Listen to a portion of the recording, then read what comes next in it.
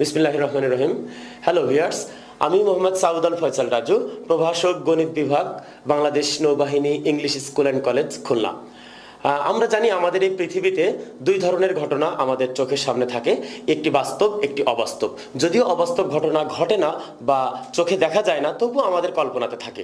ঠিক তেমনি সংখ্যা, অর্থাৎ আমরা সারাদিন দৈনন্দিন কার্যক্রমে যে সকল সংখ্যা বা গাণিতিক হিসাব করি, সেই সকল সংখ্যারও একটি দুনিয়া আছে, যেটিকে আমরা সংখ্যা জগৎ বা জটিল সংখ্যা জগৎ বলে থাকি।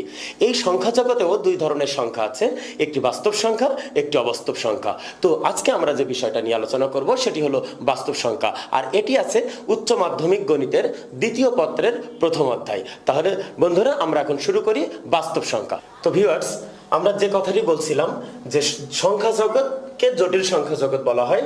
জটিল সংখ্যা জগতে দুই ধরনের সংখ্যা থাকে, একটি বাস্তব সংখ্যা, অন্যটি অবাস্তব সংখ্যা।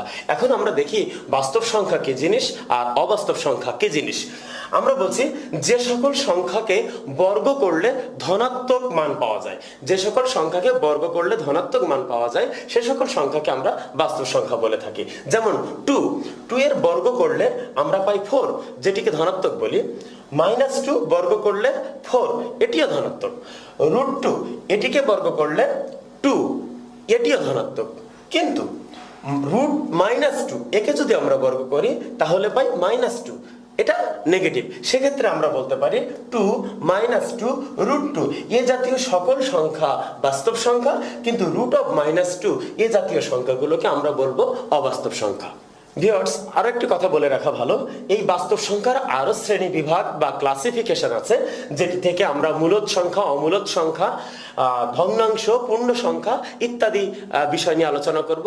সেটা আমাদের এই বাস্তব সংখ্যার শেষ, অর্থাৎ দ্বিতীয় লেকচারে আমরা আলোচনা করব।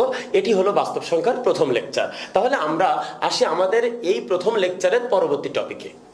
ভিউয়ার্স, আমরা এখন যে বিষয়টা নিয়ে আলোচনা করব সেটি হলো পরম মান বা মডুলাস। সংক্ষেপে এটিকে আবার মড বলা হয়, ইংরেজিতে বলা হয় অ্যাবসলিউট ভ্যালু। আমরা প্রথমে সংখ্যা দেখব। 0 থেকে কোনো সংখ্যার দূরত্বকে ওই সংখ্যার মডুলাস বা মড বা পরম মান বলা হয়। যেমন 0 থেকে যদি আমরা 2 পর্যন্ত যাই তাহলে 1 ঘর 2 ঘর, সেজন্য আমরা বলছি মডুলাস। এই চিহ্নকে আমরা মড বা মডুলাস চিহ্ন বা পরমান চিহ্ন বলে থাকি। মডুলাস অফ 2 এর মানে হলো 2, তার মানে 0 থেকে 2 পর্যন্ত দূরত্ব হচ্ছে 2 ঘর।